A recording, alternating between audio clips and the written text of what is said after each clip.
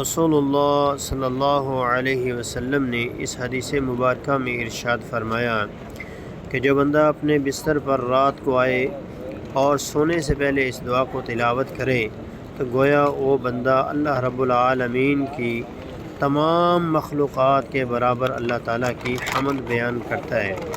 دعا کیا ہے؟ الحمدللہ الذی کفانی وآوانی، الحمدللہ الذی اطعمنی وسقانی، الحمدللہ الذی من علی وافضل، اللہم انی اسألک بعزتک ان تنجینی من النار۔ اس دعا کو یاد کریں اور اس دعا کو اپنے رات کے وظائف کے اندر شامل کریں۔ اللہ رب العالمین کی جتنی بھی مخلوقات ہیں ان کے برابر بندے کی حمد اس کے نامہ اعمال